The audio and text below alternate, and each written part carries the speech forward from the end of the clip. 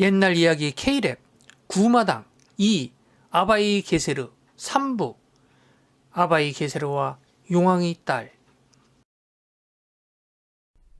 아바이 게세르가 모습을 드러냈다. 게세르는 금과 은으로 장식한 화려한 옷을 입었고 무기들은 아침 햇살을 받아 찬란했다. 모래산 꼭대기에 있는 궁전의 문이 요란한 소리를 내며 열렸다.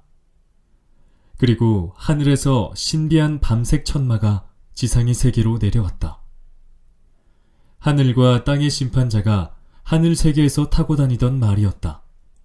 이 말은 모래산을 통해 하늘 세계와 지상을 마음대로 다니는 능력을 지니고 있었으며 등에 안장을 얹고 옆구리에는 활과 화살통을 차고 있었다. 마치 전장에 나가는 것처럼 완벽한 준비를 마쳤다. 밤색 준마와 함께 흰 바탕에 검은색 얼룩 무늬의 준마 한 마리가 더 내려왔다. 말 안장에는 전장에 나가는 주인에게 필요한 도구와 무기가 모두 실려 있었다. 그리고 그 준마를 따라 33명의 하늘 용사들이 완전 무장을 하고 멋진 말을 타고서 하늘에서 지상으로 내려와 궁전 문을 박차고 아바이 게세르의 뒤를 따라 내달렸다. 온 천하가 요동치는 병력 같은 말발굽 소리를 내면서 게세르가 이끄는 용사들은 마침내 지상의 세계로 들어왔다. 게세르는 비옥한 강의 삼각주를 돌아서 양아버지인 존경의 상징 사르갈 노연이 사는 땅에 이르렀다. 게세르와 그의 용사들을 보는 사르갈 노연 백성들은 모두 다 두려움에 떨며 깊숙이 머리를 조아렸다. 그들은 자신들의 마을에 영원한 평화가 깃들기를 기원하며 게세르와 그의 용사들을 맞이하였다. 사르갈 노연은 이제는 하늘신의 아들로서 권위를 갖고 지상으로 내려온 양아들의 모습을 보며 그의 앞에 머리를 조아렸다.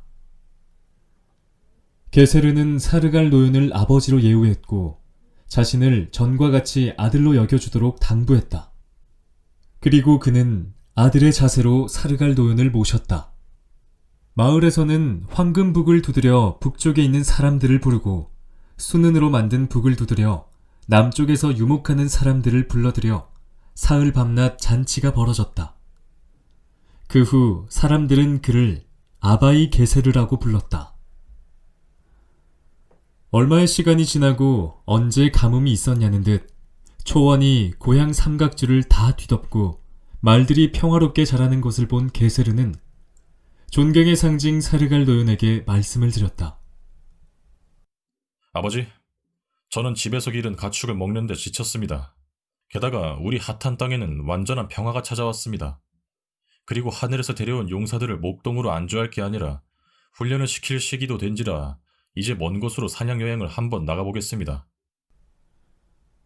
산과 강을 지나고 황무지와 사막을 넘어서 알타이 북쪽 산악지대의 울창한 숲과 거친 초원을 가로지르며 사냥을 떠난 지도 열흘이 넘었는데 이상하게도 숲에는 작은 짐승 한 마리 보이지 않았다. 게세르가 하늘 용사들을 데리고 나온 첫 사냥에서 아무것도 못 잡다니 체면이 엉망이 되는 순간이었다. 벌판을 가로질러 큰 숲 근처에 이른 순간 덤불 속에서 커다란 사슴 한 마리가 놀라 튀어나왔다. 게세르가 뒤쫓았다. 도망치던 사슴이 기력을 상실해 제자리에 멈춰선 순간 숲속에서 어떤 사람이 튀어나와 막아섰다. 낯선 사람이 탄 말은 마치 불이 타오르는 듯 붉은 적토마였다. 말을 타고 있는 용사는 검은 머릿결을 두 가닥으로 길게 따서 머리 뒤로 넘기고 있었다. 전사는 등 뒤에 둘러맸던 노란색 활을 들더니 눈 깜짝할 사이에 사슴을 겨냥하고 활 시위를 당겼다. 게세르가 저지할 시간이 없었다.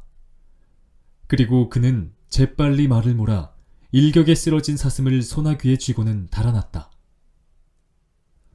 순식간에 일어난 생전 처음 당하는 모욕감에 아바이 게세르는 급히 정신을 차리고 말을 몰아 사냥감을 가로챈 그 뻔뻔스러운 도적을 뒤쫓았다. 하늘 용사를 데리고 처음 나온 사냥 훈련에서 열흘 만에 어렵게 찾은 첫 사냥감을 눈앞에서 뺏긴 것이다. 수없이 많은 밀림을 지나고 험한 산들을 넘어서도 추격전은 끝나지 않았다. 눈으로 겨우 잡을 수 있는 거리를 두고 계속 질주하는 낯선 용사를 따라잡기는 거의 불가능해 보였다. 그렇다고 여기서 멈출 수도 없었다.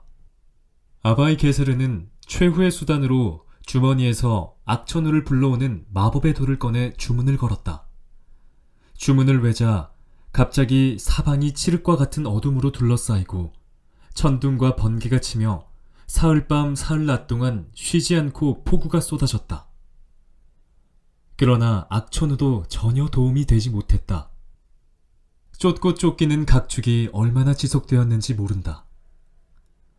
어느덧 추운 겨울과 따스한 봄날이 가고 찌는 듯한 무더위가 기승을 부렸다. 한낮의 열기에 초원이 후끈 달아올랐다. 말들도 입에 거품을 물었다. 말이 발을 땅에 디딜 때마다 타는 듯한 뜨거운 기운이 말의 옆구리를 타고 위로 전달되었다. 불타는 듯한 적토마를 타고 질주하는 용사는 시간이 흐를수록 힘이 더 용솟음치는 것만 같았다. 다시 날씨가 추워졌다. 도망치는 용사는 어깨에 걸친 늑대가죽 옷의 매무새를 더 단정히 하고 머리에 쓴 여우털 모자를 깊숙이 눌렀었다. 얼음이 얼 정도로 기온이 떨어지면서 그의 몸 전체에 백색 고드름과 성에가 잔뜩 달라붙었다. 하늘에는 눈발이 휘날리고 나뭇가지에는 눈꽃이 활짝 피었다. 온 세상을 추위가 지배하고 숨을 쉴 수 없을 정도로 한기가 가득해도 불타는 듯한 적토마에 올라탄 용사는 조금도 개의치 않는 것처럼 보였다. 눈이 너무 많이 와서 길을 분간하기 힘들 때면 낯선 용사는 두 손가락을 펴서 뒤통수에 갖다 대고 주문을 외웠다. 사흘낮 사흘밤 동안 무시무시한 추위가 게세르를 덮쳤다. 아무리 노력해도 아바이 게세르는 신비한 용사를 따라잡을 수 없었다. 아니, 그 용사의 몸에 손가락 하나도 가까이 갖다 댈 수조차 없었다. 더 이상 달릴 수 없도록 바다가 막지 않는 한 이들의 질주는 평생을 가도 멈추지 않으리라. 하지만 게세르에게는 낯선 용사를 바닷가로 몰아서 바다라는 함정에 빠뜨릴 만한 재주나 속도가 없어 보였다. 그런데 불타는 적토마에 올라타고 광란의 질주를 하던 낯선 용사가 마치 게세르의 마음속을 읽기라도 한 듯 스스로 바다 한가운데로 말을 몰아가더니 거대한 파도를 헤치고 바다의 심연 속으로 유유히 사라지는 것이었다. 게세르는 말에서 내려 안장에 메어둔 무기를 풀어 땅에 내려놓은 뒤 숲속에 말을 숨겼다. 잠시라도 쉬면서 원기를 회복하고 자신을 기다리도록 한 것이다. 아바이 게세르는 윗옷의 소매를 어깨에 걷어올리고 겉옷을 허리춤에 단단히 묶었다. 그리고 크게 심호흡을 한 뒤 바다의 끝자락을 억센 두 손으로 거머쥐었다. 주문을 외운 뒤 용사가 사라져간 바다의 끝자락을 힘껏 머리 위로 들어올렸다. 그리고 용사가 미끄러지듯 사라진 바로 그 세계로 성큼성큼 걸어 들어갔다. 바닷속의 세계는 지상과 별다른 차이가 없었다. 마치 육지처럼 계곡들이 질비하게 늘어져 있었고 산봉우리가 우뚝 솟아 있었으며 푸른 초원이 눈앞에 펼쳐졌다. 바닷속의 계곡에서도 육지처럼 사람들이 사는 것처럼 보였다. 아바이 게세르는 운명의 술잔을 꺼내서 물을 담아서는 손바닥에 10번을 뿌렸다. 그러고는 다시 술잔에 물을 가득 담아서 손바닥에 다시 20번 뿌렸다. 주문을 외고 집중하자 마법의 힘이 스며들었다. 축지법을 이용해 단숨에 계곡을 가로지르자 칸이 사는 듯한 거대한 궁전이 나타났다. 궁전 앞마당에는 수눈으로 만든 말뚝에 조금 전까지도 지칠 줄 모르고 달렸던 적토마가 안장도 풀지 않은 채 묶여 가쁜 숨을 몰아쉬고 있었다. 궁전에 삐죽 열려있는 문을 보자 방 안을 힐끔 들여다보았다. 방 안에는 상석에 머리가 허연 부부인 듯한 노인 둘이 앉아 있었다. 노인의 바로 오른편에 바로 그 문제의 사슴이 놓여 있었다. 바로 그 사슴 때문에 몇 해에 걸친 추격전이 벌어지지 않았던가. 마법의 시간이었지만 사냥감을 탈취해간 파렴치한 사냥꾼의 뒤를 밟은 지 벌써 몇 해가 흘렀는지 이제는 감도 제대로 오지 않을 정도였다. 아버지께서는 저에게 이 세상에는 제 말보다 더 빠르고 힘이 센 말은 없다고 하셨죠? 하지만 이번에 저는 제 말만큼이나 빠르고 힘이 센 말을 봤어요. 그리고 아버지께서는 저보다 더 강하고 재빠른 장사는 지상에 존재하지 않는다고 하셨죠? 하지만 그때 젊은 용사가 아바이 게세르를 발견했다. 아버지, 저 사람이에요. 저 사람을 사냥을 하다 우연히 봤는데 저와 결어서 우열을 가릴 수 없었어요. 누구나 건강한 치아를 가지면 행복하다네. 왜냐하면 언제나 좋은 고기를 마음껏 먹을 수 있으니까. 누구나 튼튼한 어깨를 가진 사람은 행복하다네. 왜냐하면 그 사람의 어깨에는 언제든지 훌륭한 옷이 입혀질 수 있으니까. 노인은 하늘에 감사함을 바치는 하늘 실조를 읊으며 게세르를 살폈다. 게세르도 그들을 살피며 시조 한 줄을 붙여주었다. 누구나 좋은 게르가 있다면 행복하다네. 왜냐하면 강과 나무, 바람을 옆에 있게 해주니까. 설명 좀... 같이 있지 않고 옆에 있도록 해주죠. 용왕의 아내도 한 줄 붙여주었다. 누구나 착한 아내를 가진 사람은 행복하다네. 왜냐하면 그 사람은 항상 행복하게 해주려는 사람이 옆에 있으니까. 누구나 선한 귀가 있는 이는 행복하다네. 왜냐하면 다치지 않는 선한 영향을 받을 수 있으니까. 노인은 하늘에 감사함을 바치는 하늘 시조를 읊으며 게세르를 살폈다. 용왕이었다. 용왕은 지상에 존재하는 바다와 강, 그리고 호수 등 물에 깃들어 사는 모든 정령들을 관장하는 가장 강력한 정령으로 하늘에 사는 부르한과 힘이 비슷할 정도이고 사람들은 그를 하늘신인 탱그리로 받아들여 우한한으로 부르기도 한다. 그는 인간의 환생으로 물의 신, 용의 인격화된 왕이다. 젊은 용사는 집 분위기가 전에 없이 좀 이상하다는 생각을 하면서 열심히 설명을 이어갔다. 저는 타이가 숲에서 사냥을 하다 저 사람을 우연히 봤는데 사냥을 나왔길래 장난삼아 가는 길을 앞서가면서 주위의 동물들을 모두 다 쫓았어요. 사흘낮 사흘 밤을 다니면서 사냥을 해도 조그만 생쥐 한 마리도 볼 수 없게 만들었죠. 그때 저기 저 사슴 한 마리가 갑자기 튀어나와 저 사람이 잡기 직전에 제가 길을 막고 활을 쏘아 단번에 사슴을 쓰러뜨렸죠. 한 손으로 뿔을 잡고 내뺐는데 저 사람이 무시무시한 소리를 내면서 제 뒤를 쫓기 시작한 거예요. 얼마 지나지 않아 제 풀에 지칠 것이라 생각했는데 저 사람은 저와 거리를 유지하면서 끝까지 따라왔어요. 젊은 용사는 어떻게 바닷속까지 쫓아왔지? 숨도 차지 않아 하고 이상하네. 마치 자기 집에 온 양 행동하잖아 라고 생각하며 힐끔힐끔 게세르의 눈치를 살피며 열심히 설명해 나갔다. 마법을 부려 날씨마저 바꾸더라고요. 봄, 여름, 가을, 겨울이 저 사람의 주문 속에서 번갈아 찾아왔어요. 저는 온몸에 고드름이 얹채 여름 옷을 입고 추위에 떨면서 도망쳐야 했어요. 그리고 찌는 듯한 더위 속에서도 저는 쉬지도 못하고 말을 달렸어요. 저 사람이 접근하지 못하도록 사력을 다해 말을 달렸지만 점점 힘이 빠지는 걸 느꼈어요. 아마도 저 사람이 저의 힘을 이기진 못해도 거의 비슷한 것 같아요. 젊은 용사는 두 손으로 하얗게 센 자신의 머리카락을 만지며 멋쩍게 웃으며 탄식하듯 말을 이었다. 여기를 보세요. 다리 없는 밤의 어둠과 같이 검던 제 머리카락이 저 사람과 겨루는 동안 하얗게 백발이 되었어요. 가축들이 초원을 지난 뒤에 듬성듬성 풀이 빠져 마치 고슴도치같이 보이는 것처럼 제 머리카락이 허옇게 변했단 말이에요. 갑자기 말이 없어진 아버지, 엄마와 게세르를 보며 젊은 용사는 멋쩍게 웃으며 말을 멈췄다. 귀한 손님이 찾아왔구나. 여태까지는 이 지상의 어디에서도 너의 말이 가장 빠르고 가장 힘이 좋았다. 그리고 너와 대적할 만한 장사를 지상 세계에서는 찾을 수가 없었다. 하지만 하늘신 번개와 불의 지배자의 둘째 아들이 지상에 강림하셨다는 말을 얼마 전에 들었다. 전에 풍류를 즐기며 잔치를 벌이기 좋아하는 부유한 타이가 숲의 신이 손님을 초대해 베푸는 잔치에 간 적이 있었는데 영광스럽게도 현명한 할아버지 하늘신께서 직접 그곳에 오셨다. 번개와 불의 지배자도 축제에 참석하셨지.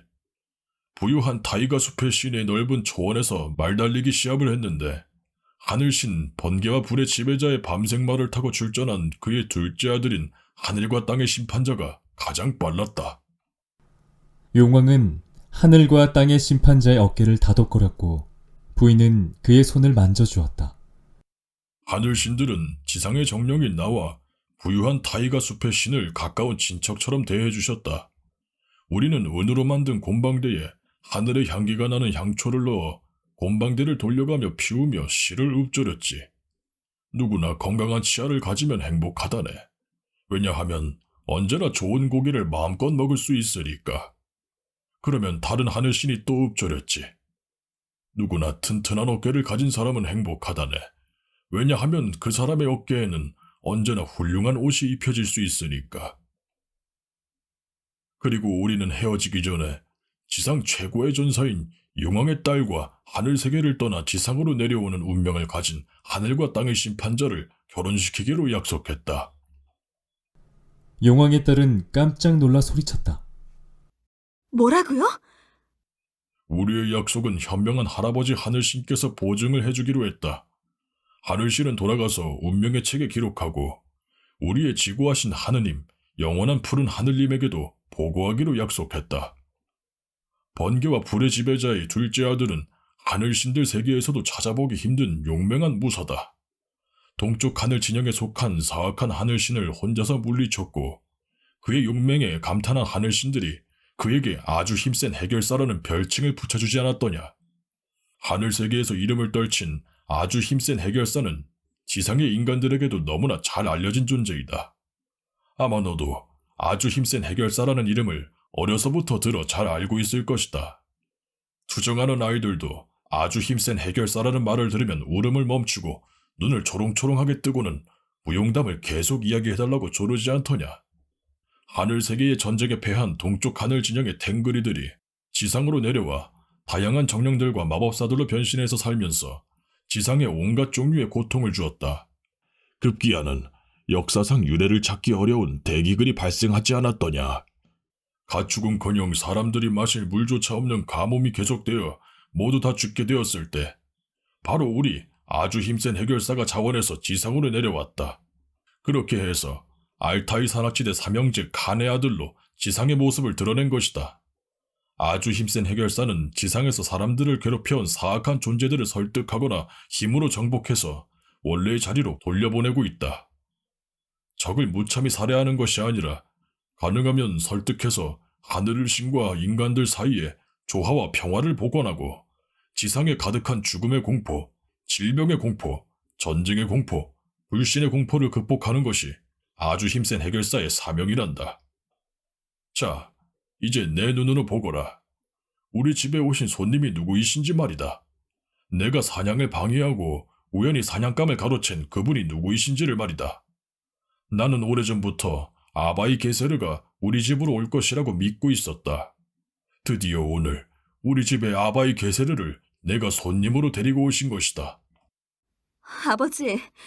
아버지께서는 저를 욕보이고 힘들게 하시는군요. 태어나서 오늘까지 아버지께서는 저에게서 남정네의 모습을 보길 원하셨어요. 제게 말타기와 활쏘기를 가르치고 지상 최고의 준말을 주신 것도 저를 전사로 키우려 하셨기 때문 아니었던가요?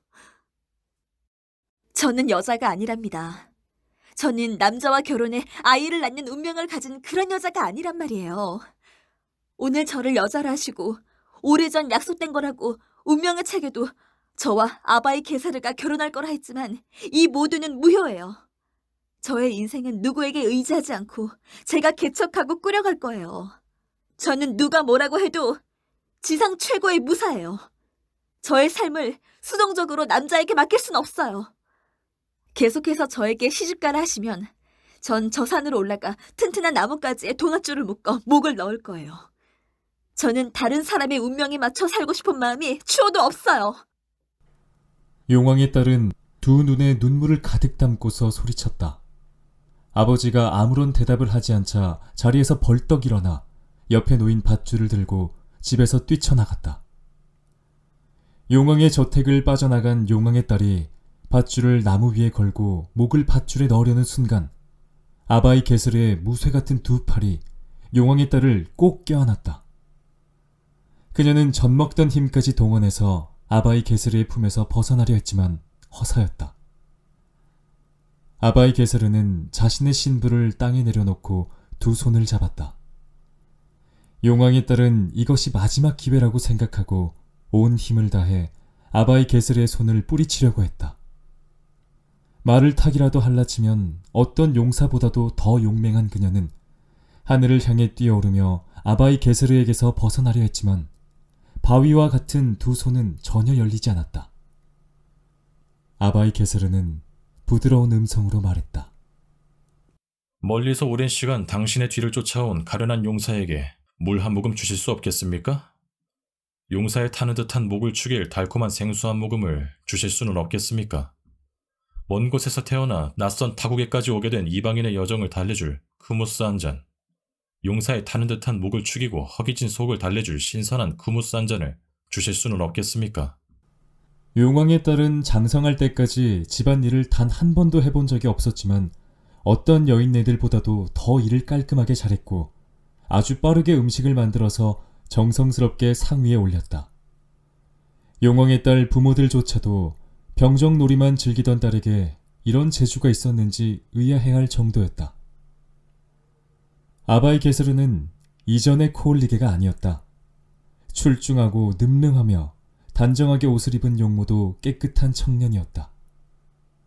말하는 법도 예전과 확연히 달랐다. 그의 부드러운 말투는 깨끗한 물에 포말이 일었다가 사라지는 듯해 듣는 이를 즐겁게 했다. 잔잔하고 깨끗하기 그지없는 호수에 작은 돌멩이가 빠지는 듯한 음성은 음악 소리처럼 낭랑하게 집안에 울려 퍼졌다. 아바이 게스르는 자신의 과거에 대해서 모든 것을 다 설명했다. 그리고 앞으로 다가올 미래에 대해서도 모든 것을 다 설명했다. 제가 오늘 드린 말씀은 제 목숨이 다하는 날까지 지킬 것입니다. 제가 드리는 말씀은 미래의 사위로서 부모님과 다름없는 장인과 장모께 드리는 말씀입니다. 하늘의 뜻에 따라 살며 지상의 법칙에 따라 질서를 지킬 것입니다. 아바이 게스르는 학식이 뛰어난 사람들이 쓰는 말을 자유자재로 구사했고 멋진 단어들을 연결해서 우주의 법칙과 인간의 운명에 대한 하늘 신들의 의지를 설명했다. 가족과 사랑에 대해서 진지하게 말하는 모습을 보면서 용왕의 딸도 비로소 얼굴에 미소를 흘렸다. 아바이 게스르의 진심 어린 말이 용왕의 딸의 닫힌 마음을 서서히 열고 서로 간의 신뢰와 사랑을 싹트게 했다. 용왕은 아바이 게스르의 손을 잡고 가장 상석으로 모셨다. 용왕의 딸은 여전히 눈물을 떨구면서도 남편을 위해서 황금으로 수놓은 상에 음식을 차렸다. 온갖 종류의 진귀한 요리가 날라졌다. 은으로 수놓은 상에는 금방 발효시켜 아직도 더운 김이 남아있는 아르히와 다른 음료들을 가득 올랐다. 신들의 술이라고 알려진 타라순도 상위에 올랐다. 용왕의 딸은 아무리 부정을 해도 운명의 책에 기록된 자신의 운명을 바꿀 수 없음을 알았다. 용왕의 딸은 아바이 게스르를 자신의 남편으로 받아들이기로 결정했다. 결국 우리의 아바이 게스르는 선머슴 같은 용왕의 딸을 다소곳한 처녀의 모습으로 장인과 장모에게 보여드리게 된 것이다.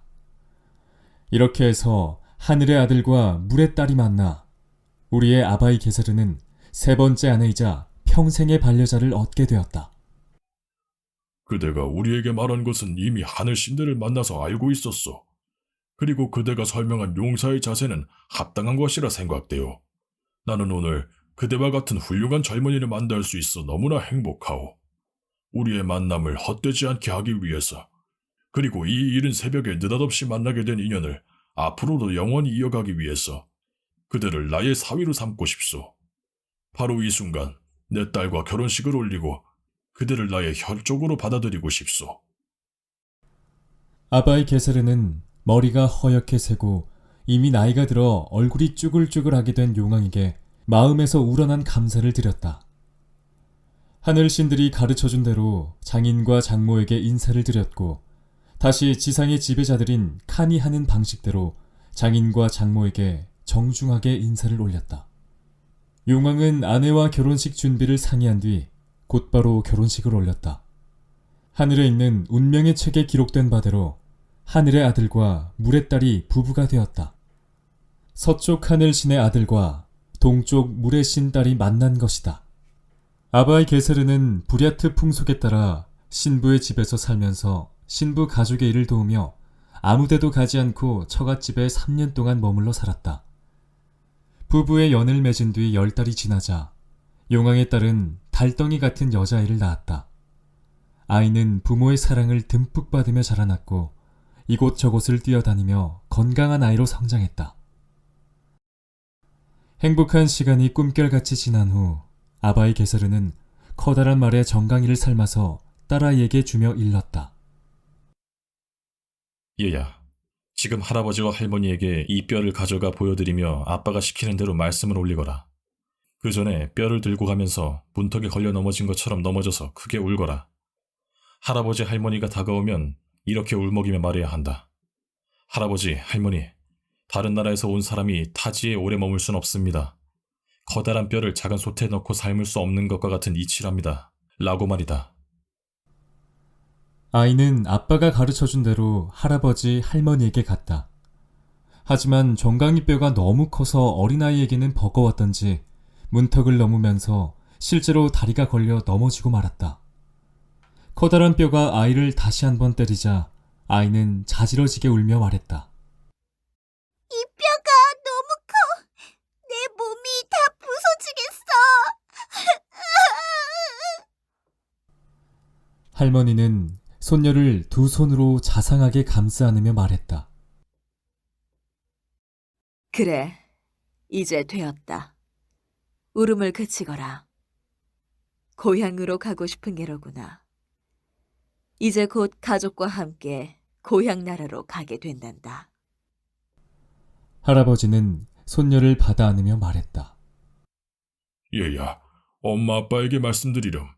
이제 아무 때나 고향으로 가도 된다고 말이다. 출발하는 날은 엄마 아빠가 정하면 된단다. 젊은이들의 장도를 전송하면서 용왕은 자신의 왕국에 있는 말대와 가축의 절반을 나눠주며 말했다. 조심해서 가거라. 이제 고향 마을로 돌아가 하늘의 뜻에 따라 살고 지상의 법도에 따라 질서를 바로잡아 조화를 이루거라. 아바이 게세르는 황색 바다의 한쪽 끝을 잡고 하늘로 번쩍 들어올렸다. 육지로부터 햇살이 비쳤다. 향긋한 풀향기와 신선한 육지의 내음이 바닷속의 세계로 새어들었다. 아바이 게세르가 황색 바다의 한쪽 끝을 잡고 있는 동안 용왕이 선물한 말대와 가축들이 바닷속 세상을 떠나 지상으로 올라갔다. 용왕의 딸도 딸을 데리고 땅 위로 올라갔다. 3년 만에 보는 지상의 세계는 그지없이 아름다워 보였다. 아바이 게세르는 다시 한번 큰 소리로 용왕에게 작별 인사를 드리고 바다의 한쪽 끝을 원래대로 돌려놓았다. 바다는 아무 일도 없었던 것처럼 무심한 물과 파도로 가득 찼다. 아바이 게세르는 자신의 밤색 준마를 숨겨둔 수풀을 헤쳤다. 충성스러운 밤색 천마는 먹을 것이 주변에 없어서 뼈만 남아 있었다. 아바이 게세르는 말의 고통을 생각하니 눈물이 났다.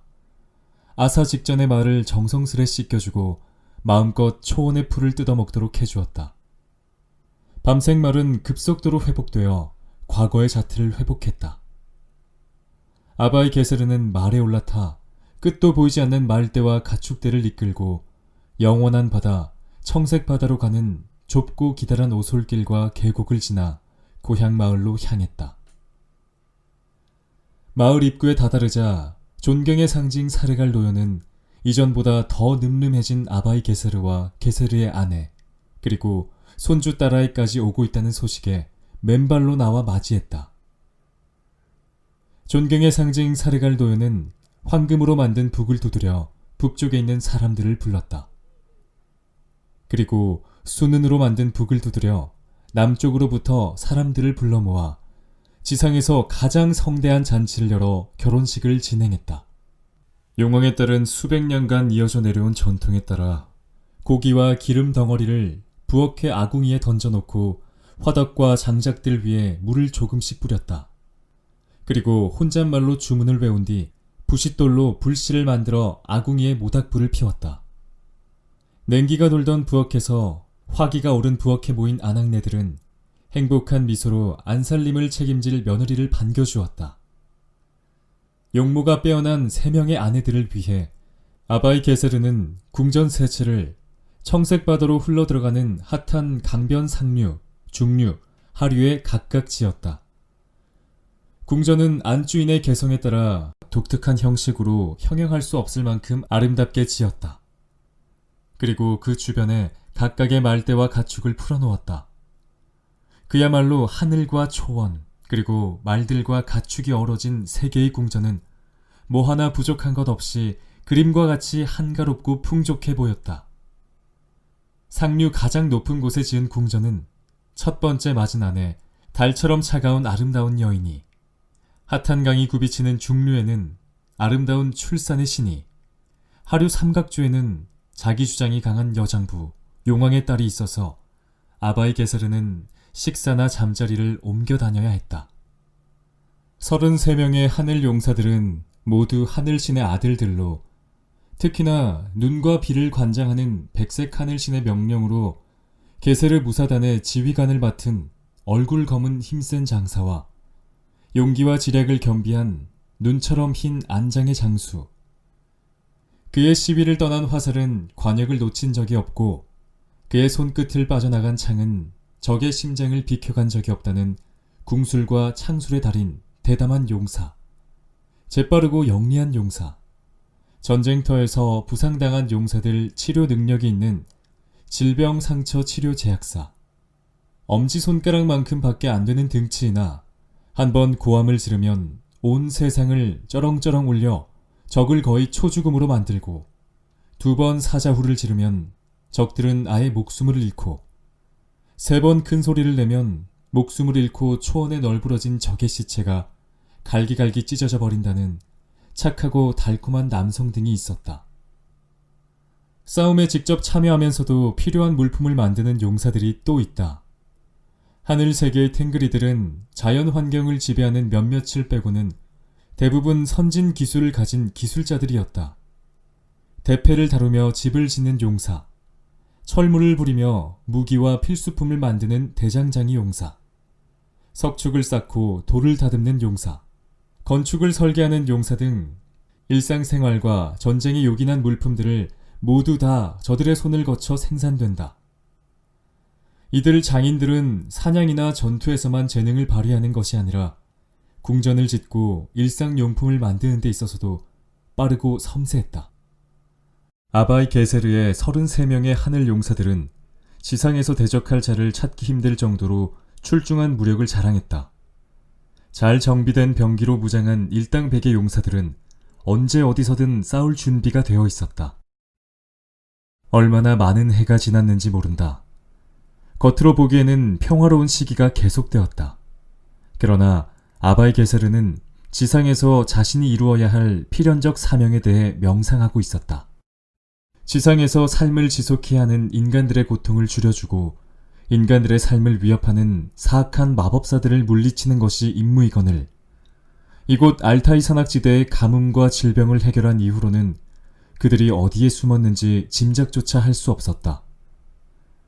아바이 게세르는 불안한 평화에 신성한 운명의 책을 펼쳐봐야겠다고 생각했다. 번개와 불의 지배자 탱그리의 둘째 아들인 아주 힘센 해결사, 하늘과 땅의 심판자 탱그리가 하늘 신으로서의 지위를 버리고 아바이 게세르라는 이름을 얻어 지상에 내려온 이유는 다음의 사명이 있기 때문이다. 지상의 곳곳에는 악령들과 마법사들이 넘쳐났는데 과거 동쪽 진영의 하늘신만큼의 어둠의 힘이 회복되기 전에 전멸시키는 것이다. 과거 동쪽 하늘에 속했던 신들이 변신해서 태어난 악령들뿐만 아니라 인간 본성에서 나오는 악의 기가 모인 마법사들까지 모두 찾아내어 중계의 평화를 이룩하여 상계와 중계, 하계가 조화를 이루는 것이 아바이 게세르의 지상의 과제, 사명이다. 그렇게 하면 우리의 지고하신 하느님, 영원한 푸른 하늘님도 기뻐할 것이다. 이것은 지상의 인간들이 칸을 세워 아무리 힘을 합해도 안 되는 것이기에 하늘의 탱그리를 내려보낸 것이다. 그런데 아바이 게세르는 거짓 평화에 취하여 신기루와 같은 평화에 속아 아무것도 안 하고 삶이 주는 사소한 행복에 취해 대의를 상실했구나. 이 순간에도 빛빛 간교한 아재 탱그리에 잘려나간 오른팔이 타이가 숲과 나무를 지배하는 주인이라 생각하는 정령인 뿔 가진 백색 사냥이 되어 전후 좌우 40보 거리의 생명체를 통째로 꿀꺽 삼켜 점점 힘과 몸집을 키우고 있는데 이를 막을 리가 없으니 어찌하면 좋으냐. 내가 과거의 하늘 세계에서 가졌던 힘만 다 회복하면 그때 보거라. 내가 온 세상의 인간들을 다 먹어치우고 말 테다. 좀만 더 힘을 길러 전후 좌우 900보 거리에 이내 있는 것들을 한 입에 다 삼키게 되면 몰래 아바이 게세르 마을로 달려가 단숨에 햇병아리 용사들과 인간들을 삼켜버릴 테니 라고 주문처럼 뇌까리며 몸집과 힘을 키우려 먹어대고 있다. 운명의 책장을 덮은 아바이 게세르는 자신의 나태함이 저주스러워서 미칠 지경이었다. 지상의 사소한 달콤함에 빠져 대의를 그르칠 뻔한 자신이 너무나 미워서 고래고래 소리를 질렀다. 구멍이 나고 해진 장비가 있으면 어서 서둘러 수선을 하라. 그리고 부서진 것이 있으면 고치고 부족한 것이 있으면 내게 말해 오늘 저녁까지 모두 다 준비하라. 내일 아침 태양이 빛빛으로 온 세상을 물들이며 지상으로 떠오를 때에 우리는 드디어 출병을 할 것이다. 아바이 게세르의 출병 소식을 들은 양아버지 존경의 상징 사르갈 도연과 둘째 큰아버지인 배신의 상징 하라소톤도 아무 말 없이 군장을 꾸리고 전선으로 나갈 준비를 했다. 친아버지인 행복의 상징 센겔레는 전쟁에 나간 형들을 대신해 마을을 지키기로 했다. 아직 해가 떠오르지 않은 어두운 새벽녘에 용사들은 출병 준비를 마치고 용왕의 딸 궁전에 모였다. 용왕의 딸은 황금으로 수놓은 상을 펴고 기름진 고기를 산처럼 쌓았다. 수는으로 장식한 빛나는 상 위에는 향기가 가득한 맛있는 음료들을 바다처럼 올려놓았다. 아바이 게세르와 하늘 용사들은 말에서 내려 무릎을 꿇고 기도를 올린 다음 준비한 음식을 성벽의 사방에 걸려있는 역대 칸들의 영정 앞에 놓고 제사를 드렸다. 그리고 집안의 사방에 모셔둔 수호신인 부르안들에게 정화수와 음식을 정성껏 바치고 전쟁에서 승리하도록 발언했다. 절차를 다 마친 뒤 용사들은 식탁에 둘러앉아 용왕의 딸이 차린 음식과 술을 먹고 마셨다. 수만 명의 백성들 환호를 받으며 용사들은 출병하였다.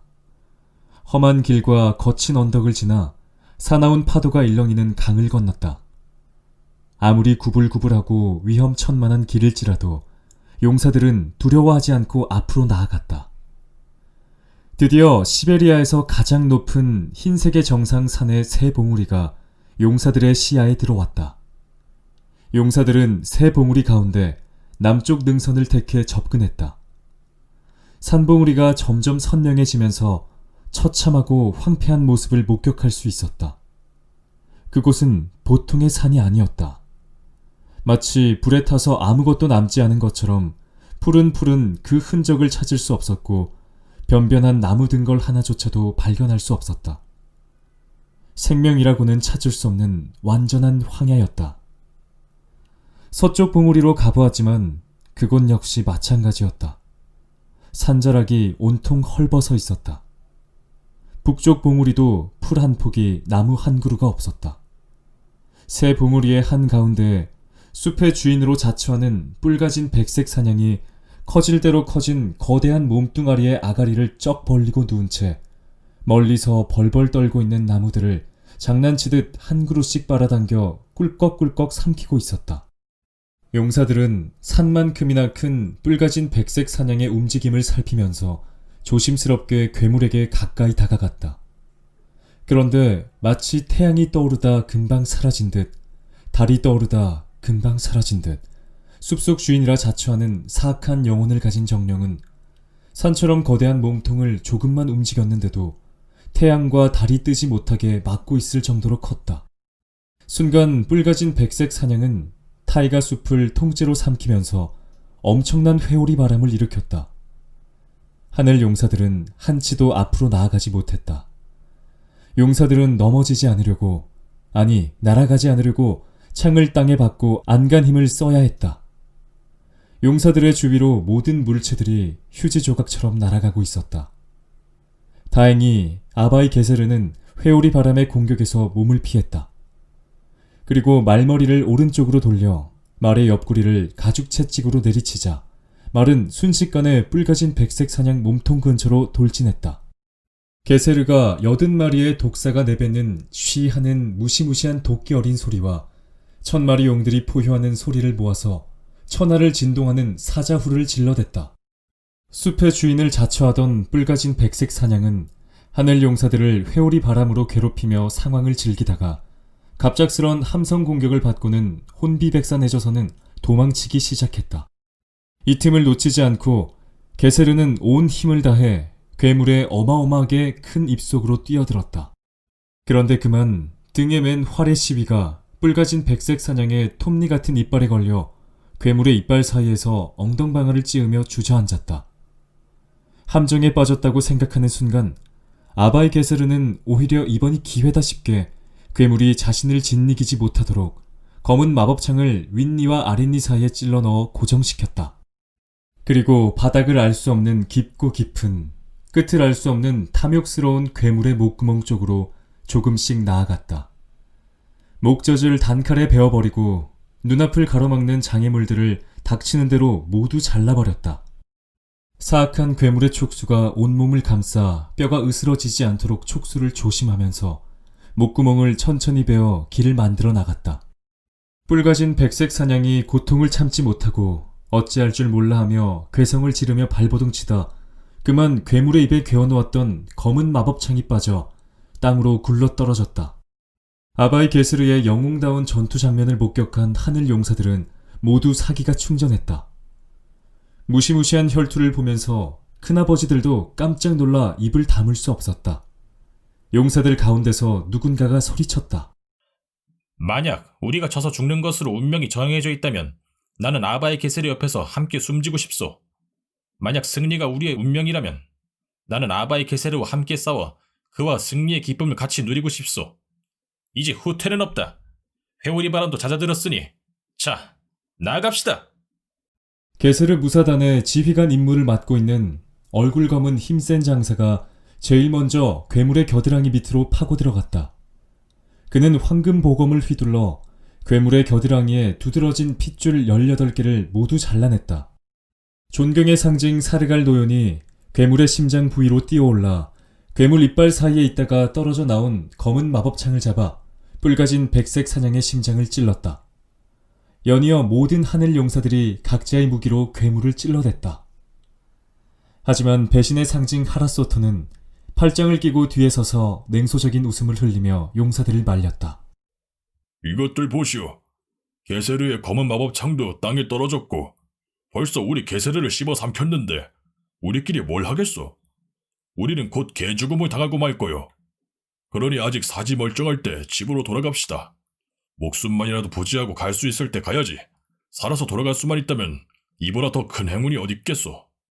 그러나 아바이 게세르가 뿔가진 백색 사냥의 벌어진 이빨 사이로 함성과 함께 공격에 열중인 하늘 용사들을 보며 소리쳤다. 얼굴 검은 힘센 장사 잘하고 있어. 하지만 그렇게 마구잡이로 혈관을 자른다고 되는 게 아닌가 싶소. 그러다간 나도 베어버리겠소. 이 괴물의 약점을 찾아서 일격에 해치워야 할 것 같소. 그리고 나의 아버지 사르갈 노요니시여. 괴물의 가슴만 마구 찌르지 말고 괴물의 약점을 찾아보세요. 여기서는 이 괴물의 약점을 찾지 못하겠어요. 얼굴 검은 힘센 장사는 겨드랑이를 베고 몸 안으로 들어가 거미줄처럼 얽혀있는 혈관들을 유심히 살펴보았다. 그 가운데 유난히 굵고 역동적으로 피가 흐르는 혈관을 찾았다. 바로 그 혈관이 핏빛 간교한 아제탱그리의 잘려나간 오른팔에서 변한 정령, 뿔가진 백색 사냥의 생명을 이어주는 생명선이었다. 얼굴 검은 힘센 장사가 이 혈관을 단칼에 베어버리자 그렇게 맹렬하게 몸부림치던 거대한 뿔가진 백색 사냥이 한순간에 온몸의 힘을 잃고서 산이 무너지듯 힘없이 무너져 내렸다. 그제야 헥헥거리는 거대한 괴물의 입에서 나던 생명의 숨결도 조금씩 빠져나가고 있었다. 아바이 게세르는 죽어가며 가쁜 숨을 쉬는 괴물의 입에서 밤색 말을 몰아 땅으로 뛰어내렸다. 땅에 쓰러진 괴물의 몸통은 시베리아에서 가장 높은 흰색의 정상의 새 봉우리를 다 덮고 근처의 초원 위에까지 늘어졌다. 아바이 게세르와 용사들은 첫 전투를 통해 우리가 서로 힘을 합치기만 하면 지상의 어떤 무시무시한 적이라도 물리칠 수 있다는 자신감을 비로소 확인하게 되었다. 그리고 힘만으로는 적을 제압할 수 없고 위기의 순간에도 항상 침착하게 전략을 잘 구사해야 한다는 걸 전투를 통해 깨우쳤다. 용맹한 사르갈 노연이 첫 번째 승리를 자축하는 축제를 열자고 제안했다. 아바이 게세르의 하늘 용사들 가운데 절반 이상이 존경의 상징 사르갈 노연의 제안에 찬성했고 다수의 의견에 따라 아바이 게세르는 축제 준비를 승인했다.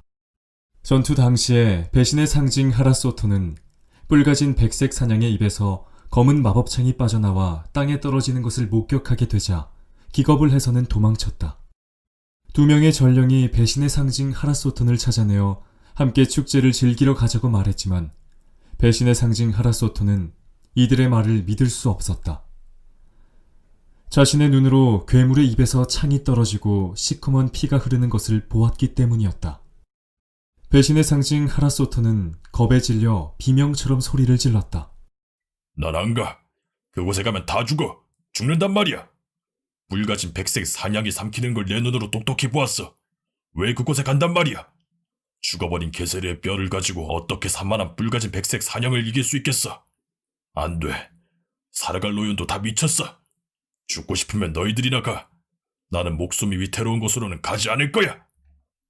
두 명의 전령은 아바이 게세르에게 되돌아가서 배신의 상징 하라소톤이 한 말을 그대로 전했다. 전령의 보고는 아바이 게세르의 마음을 불편하게 만들었다. 아무래도 둘째 큰아버지가 믿음이 가지 않았다. 하지만 자신이 직접 배신의 상징 하라소톤에게 가서 축제에 참석하도록 부탁해야겠다고 다짐했다. 아바이 게세르는 멀리 도망친 배신의 상징 하라소톤에게 들릴 만큼 큰 소리로 포효했다. 80마리의 독뱀이 한꺼번에 내는 쉬하는 도끼 어린 소리와 1000마리의 용이 한꺼번에 울부짖는 함성을 한데 모아 무시무시한 사자후를 질렀다.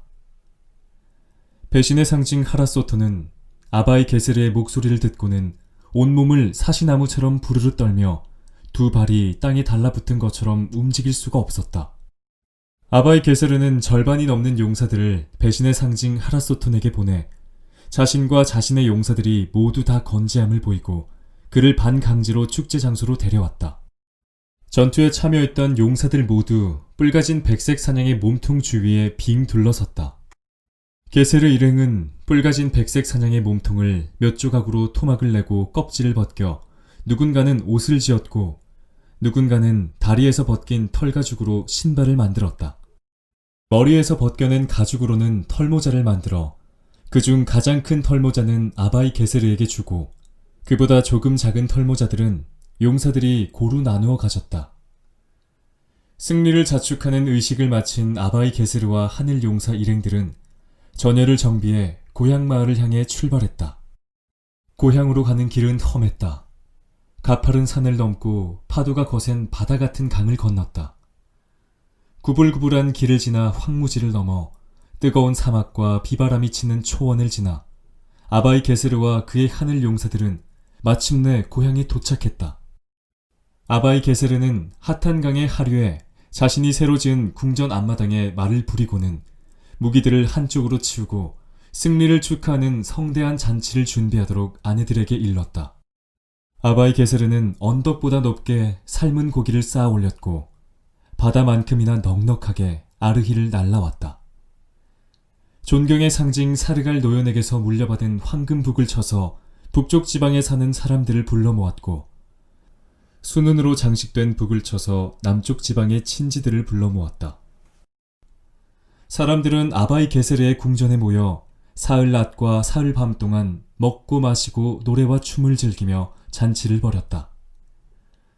나흘째 되는 날의 아침에 해가 뜨는 것을 보고서 손님들은 모두 다 자신의 마을로 돌아갔다. 거대한 뱀이 나타나 사람을 해친다는 소문이 들려왔다. 아바이 게세르는 즉시 하늘 용사들을 궁전으로 모이라고 했다. 이제 충분한 휴식을 취했으면 두 번째 전투를 위해 출병할 때가 되었다. 장비를 점검하시오. 부서지거나 고장난 것이 있으면 오늘 저녁까지 다 수리하고 부족한 물품이 있으면 내게 말하시오. 우리를 기다리고 있는 자는 전번과는 비교가 되지 않는 거대한 뱀이오. 순은으로 가득 꽉 차 있어 순은으로 반짝인다는 산에 자신의 몸을 꼬아 올려놓고는 죽은 듯이 땅에 바싹 엎드려 있다가 적이 다가오면 단숨에 해치워버리는 상상을 초월하는 강인한 힘의 27개 머리에 가공할 만한 힘으로 상대방을 휘둘러치는 33개의 꼬리를 가진 거대한 뱀이오.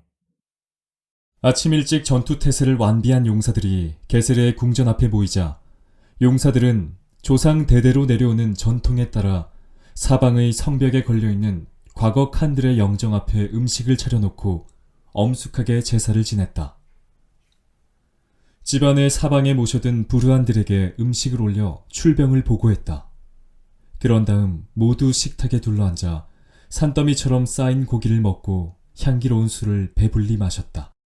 용사들은 자신에게 맞는 무기를 두 손에 들고 말에 올랐다. 순은으로 이루어져 독특한 광채를 내는 신비한 산을 향해 아바이 게세르와 그의 하늘 용사들은 걸음을 재촉했다. 가는 길이 평탄하면 하늘신께 감사드리며 나아갔고 가는 길이 험해도 하늘신께 감사드리며 나아갔다. 험한 산과 깊은 계곡을 지나 바다같이 파도가 넘실대는 강을 지날 때도 하늘신께 감사드렸다. 높은 산들과 거친 들판들 그리고 넓고 파도가 드센 강을 지나 드디어 무적의 괴물인 거대한 뱀이 살고 있는 순은이 창고에 가득 있다는 산에 도착했다. 아바이 게세르는 괴물을 보자마자 나쁜 정령들을 해치우는 검은 마법창을 꺼내들고 단숨에 거대한 뱀의 머리통을 향해 날아올랐다. 게세르는 괴물의 27개의 머리 모두를 한순간에 검은 마법창으로 찔렀지만 제일 중요한 머리통이 여전히 생생했다.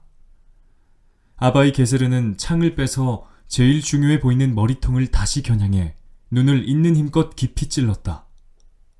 27개의 머리통에서 피를 쏟으며 거대한 뱀은 땅 위에 축 처졌다. 하지만 아바이 게세르가 잠깐 방심한 틈을 타 거대한 뱀이 마지막 힘을 모아 33개의 거대한 꼬리를 아바이 게세르의 머리를 향해 세차게 때렸다. 머리가 빙글빙글 돌고 온 세상이 뒤집어진 것 같은 어지러움과 아픔이 온몸을 타고 내려갔다.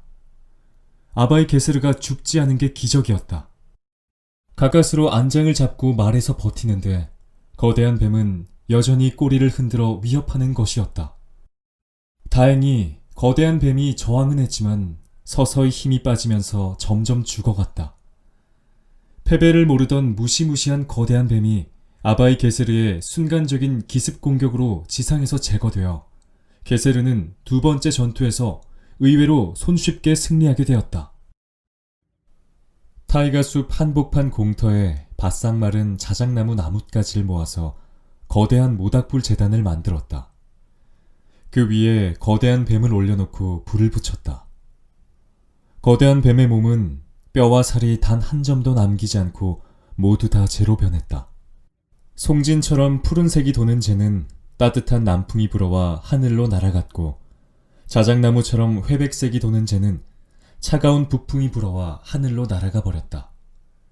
그렇게 해야만 다시 지상에 환생할 수 없고 지상의 인간들을 괴롭힐 수 없다고 믿었다. 순은으로 가득한 산을 내려가기 전 게세르는 창고에 있는 순은 모두를 꺼내 공평하게 나누었다. 그리고 집으로 돌아와 사흘 밤낮을 잔치를 열어 지상의 행복에 감복하며 기쁨을 즐겼다. 그 다음에 용왕의 딸 처소에 가서 즐겁게 음식과 술을 나눈 뒤 아름다운 출산의 신의 궁전으로 가서 승리를 자축했다. 마지막으로 달처럼 차가운 아름다운 여인의 궁전으로 가서 먹고 마시며 다 같이 승리를 기뻐했다. 하지만 첫 번째 아내인 달처럼 차가운 아름다운 여인의 마음속에서는 남편을 기다리며 남편을 송두리째 차지하지 못한다는 것에 대한 섭섭함이 점점 쌓여가고 있었다. 그날 밤 배신의 상징 하라소톤이 거의 치사량에 가까울 정도의 술을 마시고 완전히 정신을 잃고 땅바닥에 쓰러져 잠이 들었다.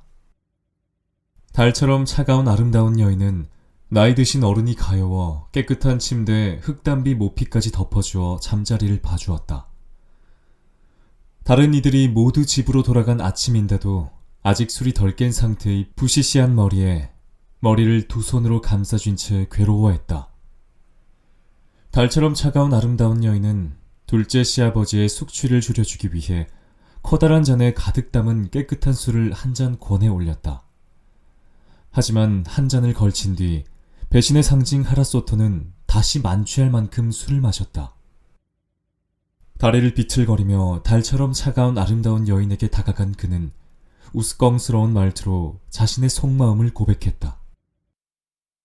아바이 게세르는 사실 내 조카고 그놈이 간사한 방법으로 너를 취했지만 그놈은 너를 여자로 생각하지 않아. 넌 나한테 적합하지. 내가 널 얼마나 생각하는지 알기나 하니? 아바이 게세르도 알고 있을 거야. 우리들이 정말 잘 어울리는 한 쌍인 것을 말이야. 우리는 서로를 위해 양을 잡아야 할 것 같은데. 우리는 이제라도 서로 한 마음으로 합해야 할 것 같아. 너와 결혼하려고 마음먹었던 것은 나였어. 아바이 게세르는 사실 장난을 하듯 잠시 너를 가지고 논 거지. 하지만 나는 개의치 않아. 아직도 너를 기다리고 있으니 말이야. 너와 결혼하려고 너의 아버지에게 제일 먼저 달려갔던 사람이 바로 나라고. 내가 너와 결혼할 자격과 권리가 더 많았단 말이지. 그러니 잘 생각해봐. 이제라도 게세르를 차버리고 나와 같이 살자. 달처럼 차가운 아름다운 여인은 깜짝 놀랐지만 금방 정신을 차렸다. 며칠 동안 술만 퍼댄 영감이 취중에 하는 소리를 고지 믿을 수는 없는 일이기 때문이다. 달처럼 차가운 아름다운 여인은 어른에 대한 공경의 마음으로 깨끗한 잠자리를 준비해주고 제일 좋은 베개를 머리 뒤에 베어주었다. 그리고 담요를 잘 정돈해준 뒤 침대 위에 흙담비 모피를 덮었다. 다음날 아침, 눈을 뜬 배신의 상징 하라소토는 머리가 깨지는 듯한 숙취를 느꼈다. 달처럼 차가운 아름다운 여인은 측은했지만 이번에는 해장술을 주지 않았다. 배신의 상징 하라소토는 조금은 정신이 든 듯한 태도로 달처럼 차가운 아름다운 여인에게 다가와서 어제보다 더 진지한 자세로 말했다. 아바이 게세르는 내 조카지만 나에게는 원수나 다름없어. 내 사랑과 권력 그리고 명성까지 다 빼앗아갔기 때문이지. 어제는 내가 취해서 제대로 말을 못했지만 사실 내가 너의 신랑이 되기로 약속되어 있었어. 아바이 게세르도 내가 너와 함께 산다고 하면 이해할 거야. 이제 우리는 함께 양을 잡아야 할 때가 온 것 같아. 그러니 교활한 아바이 게세르를 버리고 나에게 와. 너희 아버지도 우리가 함께 사는 것을 더 반기실 것이 틀림없어. 아바이 게세르는 위험천만한 전쟁을 계속할 거야. 언제 끝날지 모르는 전쟁이지. 그가 죽어야 끝날 전쟁일지도 몰라. 이제 결심을 해줘. 이제야 분명하게 이해하겠군요. 하지만 어림없는 일입니다. 그럴 수는 없어요. 그저 취중에 문득 비슷한 말씀을 하셨을 때는 무심코 지나갔습니다. 어제 제 손을 잡고 청혼하셨을 때는 취해서 정신이 없으신가 했습니다. 하지만 오늘 멀쩡한 정신으로 그렇게 말씀하시는 걸 보면 저와 세상에서 가장 중요한 보물들을 나누고 싶으신다는 뜻으로 이해할 수 있네요. 하지만 저는 이미 아바이 게세르와 결혼을 했기 때문에 다른 남자에게 눈길을 줄 수 없답니다. 달처럼 차가운 아름다운 여인은 매몰차게 말을 마친 뒤 집을 빠져나가 전투에서는 게세르 무사단 지휘관을 하고 평소에는 게세르의 아내들 경호원 역할도 함께하는 얼굴 검은 힘센 장사에게 달려가 둘째 시아버지가 자신을 유혹한다고 도움을 청했다. 주인처럼 상석에 앉아 반쯤 취한 눈으로 바라보던 배신의 상징 하라소토는 희끗한 머리채가 잡혀 질질 끌려 나가서는 문 밖으로 내동댕이 쳐졌다. 그리고 몇 차례나 기절을 했다가 깨어나는 처참한 매질을 당해야만 했다. 나이 어린 젊은이에게 매질을 당하는 것도 억울한 일인데 자신의 속마음을 말했다는 이유로 조카 며느리 앞에서 짐승처럼 채찍질을 당했다는 것이 참을 수 없는 모욕으로 느껴졌다. 하지만 배신의 상징 하라소토는 그저 대성통곡을 하며 매질을 당하는 수밖에 다른 도리가 없었다. 겨우 목숨을 건진 배신의 상징 하라소토는 축 늘어진 팔다리를 땅에 끌면서 간신히 옆마을 집에까지 걸어가야 했다. 배신의 상징 하라소토는 집에 와서도 몇 날 며칠을 잠을 이룰 수가 없었다. 이미 세력을 잃고 누구 하나 자신에게 의견을 묻는 이도 없었지만 그래도 옆마을 칸이 많은 사람이 보는 앞에서 젊은이에게 매질을 당하고 모욕을 받은 일은 자신의 일이 아니더라도 마땅히 전쟁을 벌여야 할 일인데도 무엇보다도 아름다운 달처럼 차가운 아름다운 여인에 대한 갈망이 더 컸다. 낮에는 억울함에 분해서 치를 떨고 밤에는 어두운 생각에 사로잡혀 미친 사람처럼 웃다 울다를 반복했다. 갈등과 번민이 깊어지면서 마음속에는 점차 절망적인 질투와 죽음과 같은 복수심이 끌어올랐다. 그깟 사랑 고백한 것이 죽을 죄라도 된단 말이야? 사랑하는 것이 무슨 큰 죄가 되어 감히 날 이 모양으로 만들었다 이거지? 이 끊어지지 않는 나의 불타는 사랑이 내게 어떻게 보답해주는지 이제 보거라. 배신의 상징 하라소토는 마침내 결심을 했다. 증오로 가득 차오르자 아무도 모르게 검은 양을 잡아서 위와 내장을 꺼내 검은 피로 가득 채운 다음 다시 뱃속에 집어넣었다. 그리고 조심스럽게 말등에 싣고서 어디론가 떠났다. 소문에 떠도는 지하 세계의 입구를 찾아 나선 것이다. 동북쪽의 황무지 어딘가에 지하 세계로 들어가는 관문이 있다고 오래전에 들은 적이 있었다. 끝이 보이지 않는 시면으로 이어진 어두운 지하 세계 입구까지 온 배신의 상징 하라소토는 몸이 오싹해지는 두려움을 느꼈다. 모닥불을 피우고 검은 피가 감도는 고기를 구워 사악한 9명의 지하 세계의 마법사들을 지상으로 불러들이고자 노력했다. 그렇게 사흘 낮과 사흘 밤 동안 고기를 구워 기름진 고기가 타면서 나오는 비릿한 냄새를 지하 세계로 흘려보냈다. 잠도 자지 않고 비밀스럽게 전해오는 주문을 외며 몸가짐도 단정히 하여 옛날부터 전해오는 방식을 따라했다. 하지만 어두운 시면에서는 지상으로 아무것도 나오지 않았다. 이렇게 정성을 다했는데도 아무런 반응이 없다면 어쩌면 지하 세계에는 살아있는 존재가 없는 건지도 모른다. 나의 발언에 감동하여 지상의 모습을 드러내지 않는 것은 9명의 지하 세계 마법사들이 죽음과 같은 잠에 빠져 일어나지 못하는 건지도 모른다. 배신의 상징 하라소톤이 번민하는 바로 그 순간 차가운 바람이 지하에서 올라오면서 모습을 드러내는 것들이 있었다. 무서운 외모를 가진 9명의 지하 세계의 마법사들이었다. 배신의 상징 하라소토는 준비한 고기를 올렸다. 너는 도대체 무슨 원한이 있어 우리를 찾아온 것이냐? 너는 어떤 질투심으로 눈이 멀어 지하 세계에 속한 우리들에게 한풀이를 부탁하러 온 것이냐? 신경질적이고 위선적인 나바일 게세르의 첫 번째 아내, 달처럼 차가운 아름다운 여인을 영악한 호랑이 무늬, 머리가 여럿인 거인 괴물에게 영원히 보내버리신다면 저의 원한과 질투심이 해소하고 저의 억울함과 비통함 역시 보상과 위로를 받게 될 것입니다. 영악한 호랑이 무늬 머리가 여럿인 거인 괴물은 하늘 세계에서 번개와 불의 지배자에게 패한 핏빛 간교한 아제탱그리의 심장이 변형된 괴물 정령이다. 인간과 대결할 숙명을 갖고 태어난 머리가 여럿인 거인 괴물 형상의 영악한 호랑이 무늬 거인인데 어떤 때는 수십 개의 머리통을 사각형으로 된 상자로 덮어 내면에 머리통 하나씩을 배치해 다가오는 적들의 공격에 대비하는 조심스럽고 영악한 괴물로 지하세계 입구에 살고 있었다. 9명의 사악한 지하세계 마법사들은 자신들에게 바친 재물을 다 먹은 뒤 배신의 상징 하라소톤에게 껍질이 붙은 기름 조각 한 점을 던져주었다. 그리고 조금 거들먹거리면서 할 일을 일러주었다. 어떻게 지하세계 입구를 외롭게 지키는 내 친구 영악한 호랑이 무늬 머리가 여럿인 거인 괴물을 알았지? 자, 이제 이 기름덩어리를 가져가거라. 먼저 달처럼 차가운 아름다운 여인의 궁전에서 일하는 하녀에게 이 기름덩어리를 선물해야 한다. 그 다음에는 염소를 잡아서 내장을 꺼내 염소의 피를 긴 주머니에 가득 담은 뒤 양쪽을 잘 봉해서 하녀에게 주거라. 그리고 염소의 위장도 잘 봉해서 하녀에게 주거라. 그리고 하녀에게 이렇게 일러주거라. 달빛조차 찾을 길 없는 칠흑 같은 밤, 게세르의 아내가 곤히 잠든 밤에 염소의 피를 담은 내장을 여주인의 장화에 부어라.